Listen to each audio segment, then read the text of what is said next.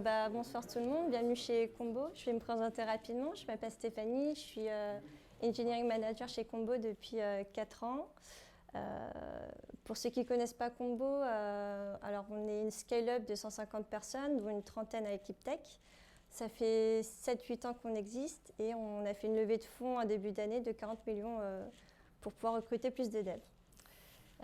On développe une application SaaS qui permet de simplifier la gestion de toute la partie RH, la planification et la génération des éléments de paie, quel que soit le secteur d'activité. Donc ça va de la restauration aux pharmacies jusqu'au retail. Et c'est vraiment sur des métiers où les salariés sont vraiment sur le terrain et pas juste derrière un ordinateur. Notre challenge principal, ça va être de toujours rester conforme vis-à-vis du droit du travail français qui est assez complexe dans tous nos développements et de pouvoir le modéliser de façon plus simple pour plus que ce soit un casse-tête pour les gérants d'entreprise. Côté salarié, on est aussi là pour les aider à faire valoir leurs droits grâce à notre application qui va servir d'aide au respect du droit du travail. Donc on tient cette partie éthique dans nos développements. Aujourd'hui, avec Benjamin, on va vous parler de business logic et data integrity. Alors, je vais me présenter aussi. Il faut que je parle maintenant. Du coup, Benjamin, ça fait 5 ans que je fais du dev et ça fait 1 an et demi que je suis chez Combo. Et je vais vous présenter la deuxième partie de cette présentation avec Steph. Pour illustrer ce sujet, on va imaginer qu'on travaille tous ensemble dans une société qui vend des places de concert. Malheureusement, le Covid est arrivé et on a dû annuler toutes nos places. Donc là, vous avez votre product manager qui vient vous voir et qui vous demande de développer cette fameuse feature. Première approche assez simpliste, on va développer une première méthode de refund.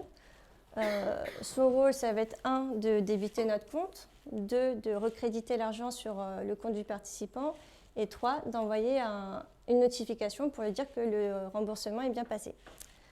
Donc ça, c'est une approche assez naïve parce qu'on se dit que tout va bien marcher. Malheureusement, il suffit que sur l'étape 2, donc au moment où on va recréditer l'argent sur le compte du participant, ça pète parce qu'il a oublié de renseigner son IBAN ou son IBAN est invalide. Là, on se retrouve avec une DB qui va être dans un état incohérent, puisqu'en fait, on a déjà réalisé notre première action de débiter notre compte. Première piste à ça, c'est chose assez simple, c'est qu'on va wrapper tout ça dans une transaction. Pour rappel, une transaction, c'est quoi? C'est un outil très fiable pour s'assurer de l'intégrité de nos données. Comment? C'est en fait, à chaque fois qu'on va ouvrir une transaction, ça va maintenir des logs sur les lignes qu'on va vouloir modifier et ça va relâcher ces logs-là à la fin de notre commit.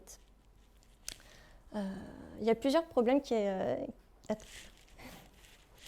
on peut voir plusieurs problèmes dans l'utilisation des transactions. Là, le premier qu'on voit, c'est qu'on utilise des opérations qui ne sont pas relatives à la DB, qui sont au sein de notre transaction. Donc là, le problème, c'est qu'on risque d'envoyer notre job un peu trop tôt, c'est-à-dire que lui, il est dépendant de la création de notre deposit. Et il suffit que la création prend un peu plus de temps parce que soit la DB, elle est mal indexée, soit elle est trop grosse. Et du coup, on risque d'envoyer un job et que ça pète par la suite. Il y a 2 autres problèmes à ça. Attendez. C'est qu'on risque d'avoir des opérations au sein de notre transaction qui prennent beaucoup trop de temps à s'exécuter. Donc, c'est ce qu'on appelle les long running transactions. Le problème de ça, c'est en soi, on peut être patient, on attend que ça se finisse et on passe à la suite. Mais on risque d'avoir d'autres transactions qui arrivent en parallèle et qui vont vouloir taper ces mêmes locks. Donc, en gros, ça va créer un embouteillage. Et plus on a de transactions qui s'accumulent, plus on augmente notre latence end-to-end et on risque de dégrader les performances de notre DB et en plus le comptant il risque d'attendre un peu trop longtemps. On a un troisième souci qui peut arriver dans l'utilisation des transactions, c'est les deadlocks. Un deadlock, c'est quand on a plusieurs transactions qui arrivent au même moment, qui vont vouloir accéder au même lock, mais dans un ordre différent. Du coup, en fait, elles vont se bloquer mutuellement et ça va faire une attente infinie. Il y a une première piste assez simple, c'est déjà sortir toutes les opérations qui ne sont pas relatives à la DB en dehors de la transaction. Comme ça, on est sûr que le final commit soit passé et qu'on envoie des jobs avec les bonnes données à jour. Maintenant, votre PM il revient à la recharge et vous demande de développer la feature qui va rembourser tous les participants d'un coup. Donc c'est simple, on crée une première méthode cancel event, on va louper sur tous les participants de l'événement et on va appeler la méthode de refund. La rebolote, on a un nouveau problème, c'est imaginons qu'au troisième remboursement, le participant n'a pas renseigné son email, du coup ça va péter. C'est un peu dommage, c'est-à-dire que pour le reste des remboursements, ça ne va pas être exécuté. Donc là, on va remettre tout ça dans une nouvelle transaction parente. Là, on va se dire, ah bah, attends, c'est bon. Là, on va se dire, on est dans le cas des nested transactions. Il y a un petit truc à savoir en Rails, c'est si on ne précise pas le requires new, en fait, c'est comme si la sous-transaction n'existait pas, en fait, elle ne se lance pas, et on se base toujours sur la transaction parente. Quand on est sur des applications à petit trafic ou moyen trafic, ça ne pose pas de problème. Par contre, quand on arrive sur des applications comme Sentry ou Mailchimp qui ont eu justement des problèmes à cause de ça, ils ont eu beaucoup de downtime, c'est qu'en fait, à chaque fois qu'on va ouvrir une nouvelle sous-transaction, ça va être coûteux au niveau de la DB. Pourquoi? Parce qu'à chaque étape de la transaction parente, on va créer des save points. En fait, c'est comme des petits marqueurs pour nous indiquer où est-ce qu'on en est, à quelle étape on en est de notre transaction. Donc ça, c'est coûteux au niveau de la DB. Et en plus, c'est pas illimité. Voilà, donc les nested transactions, c'est bien quand on a des cas simples.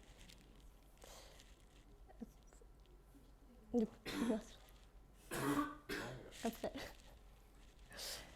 Du coup, on a vu que dans notre pattern assez classique où on fait une ou plusieurs opérations en DB et ensuite on lance des workers, on rencontre des problèmes de nested transaction, des problèmes de long running transaction et il faut toujours s'assurer que toutes les opérations qui ne sont pas relatives à DB se fassent bien en dehors après le final commit.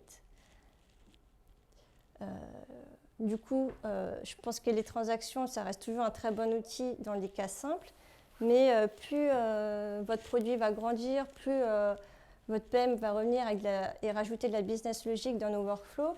Là, c'est là où on va rencontrer des problèmes de performance. Ça va rajouter de la complexité dans la code base, ça va le rendre moins lisible. Et en plus, il faut toujours penser au fait que voilà, des fois, on va se retrouver avec des comportements qui vont être inattendus si on oublie de bang sur nos saves dans nos transactions, si on oublie de mettre le requires new. Et puis même dans le guide de Rails, il ne conseille pas du tout en fait, d'utiliser les nested transactions tout simplement. Du coup, Benjamin va vous parler des différentes solutions qui existent.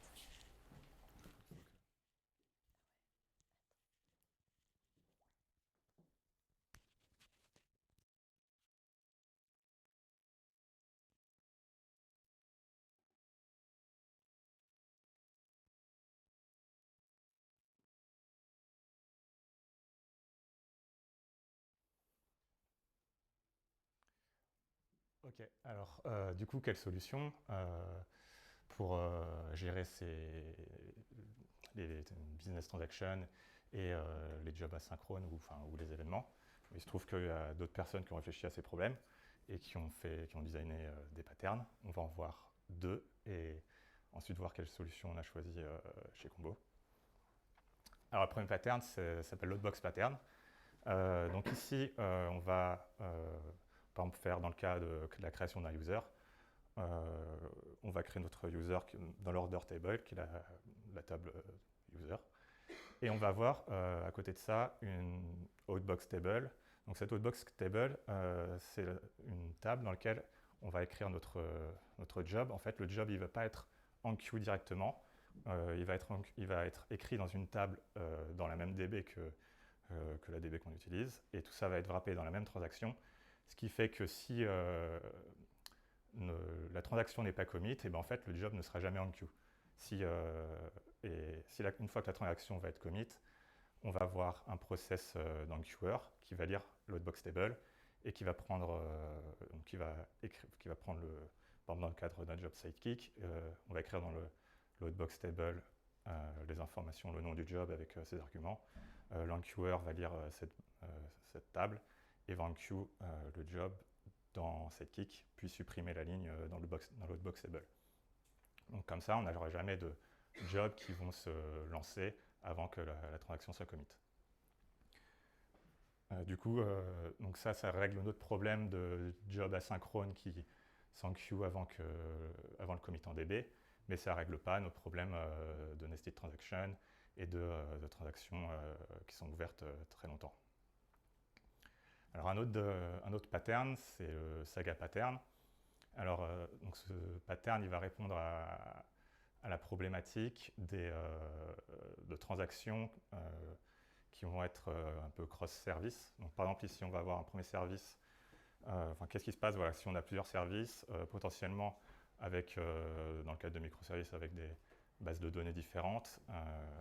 Que se passe-t-il si au bout d'un moment, le troisième service a fail et qu'on doit tout rollback?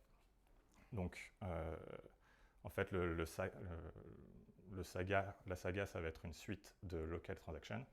Donc, par exemple, ici, on a un premier service qui va faire sa local transaction, qui va la commit. Une fois qu'elle est commit, il va émettre un événement qui va appeler un autre service, qui va avoir sa local transaction qui va être commit, et ainsi de suite. Et du coup, qu'est-ce qui se passe si le deuxième ou le troisième service fail?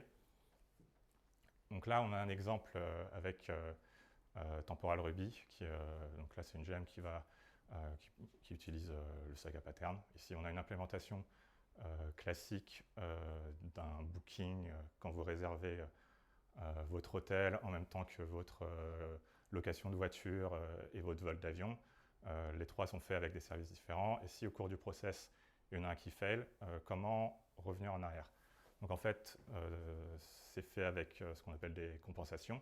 Donc là, vous voyez, ligne 11, on loue la voiture et on va ajouter à la saga la compensation avec toutes les infos de la réservation de la voiture.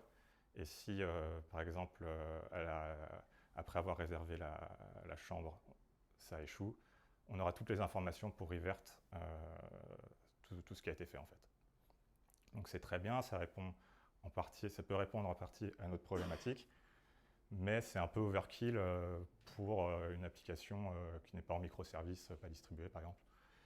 Et donc, quelle autre solution? Donc chez Combo, on a ce genre de problématique, on a une ancienne code base, on a des services objects qui sont un peu complexes, qui ouvrent des transactions, qui font des appels en base de données avec des upsert ou delete, et ensuite qui lancent des jobs asynchrones. Et on a les problèmes décrits par Stéphanie, des deadlocks, des timeouts, des workers qui fail parce qu'ils ont été lancés trop tôt ou avant que la transaction soit commit. Et du coup, on a des bugs dans Bugsnag. Alors notre solution, c'est ChangeSet. ChangeSet, c'est quoi? C'est une gemme qui a été écrite par Benjamin, qui vous fera un talk après, sur Sorbet, qui est notre principal ingénieur. Et donc, qu'est-ce que c'est que ChangeSet? Donc, vous vous souvenez de la méthode qu'on avait précédemment, qui était donc dans une transaction. Cette méthode est appelée par une autre méthode, qui a aussi une transaction. Donc, on a le problème de transaction nestée, avec tous les problèmes que ça cause. Et donc, en fait, donc là, on va utiliser du coup un ChangeSet. Qu'est-ce que c'est un ChangeSet? En fait, un ChangeSet, ça va être un objet qui va contenir toutes les informations en base de données que l'on veut faire. Et le but du ChangeSet, c'est de retarder jusqu'à la fin de la chaîne d'appel de méthode le commit en base de données. Donc ici, on va ajouter au ChangeSet grâce à la méthode addDBOperation. Alors premièrement, on build notre withdrawal ici, on va build aussi le deposit, on save rien n'est commit en base de données, on ajoute les opérations au ChangeSet. Donc là, toujours rien n'est commit en base de données. Et ensuite, si on a besoin d'avoir des événements asynchrones, on va ajouter tous les événements dont on a besoin au ChangeSet. Pour l'instant, toujours rien n'est commit en base de données. Donc ici, on a la méthode qui utilise, on avait la méthode qui utilisait la précédente. Donc un des gros avantages des ChangeSets, c'est qu'ils peuvent être mergés entre eux. Donc ici, on peut voir avec merge child. Donc en mergeant deux ChangeSets, on va merger toutes les opérations en base de données du parent avec celles de l'enfant. Et pareil avec la liste d'événements. Donc comment on utilise ça ensuite? Il suffit de push le change set et on va avoir toutes les opérations en base de données qui vont être wrappées dans une unique transaction. Donc on n'a plus de transactions nestées les unes dans les autres. On a fait toute notre logique avant, du coup on a plus de... Dans la transaction, on n'a plus toutes nos requêtes en base de données. Et les jobs asynchrones ne sont émis qu'une fois que la transaction va être commit. Du coup, on n'a plus le problème de job qui se lance avant que la transaction soit commit, en fait. Alors, donc les points négatifs, c'est que tous les objets vont être créés à la toute fin du process. Donc quand le change set est push, c'est bien, c'est ce qu'on veut. Sauf que si au milieu, on a besoin de faire des queries en base de données avec les objets qu'on voulait créer, ça peut nous poser problème, même si ça peut être réglé en faisant le refacto notre code, en ayant une autre approche. Enfin, voilà, c'est pas c'est un problème qui est plus sur notre structure de comment on aborde le problème. Alors, sinon, les points positifs, du coup, ça répond à notre problème. On va avoir une seule transaction, la plus courte possible, et tous les jobs sont trigger après le commit. C'est agnostique de notre code structure, on peut utiliser des services object ou pas, et c'est rapide à tester parce qu'on peut juste comparer les change sets sans toucher à la base de données de RSpec. Alors la gem, elle est open source, vous pouvez la trouver sur le GitHub de Benjamin. Et elle est typée avec sorbet, pour ceux qui aiment le typage. Et voilà, vous pouvez trouver toutes les... Voilà.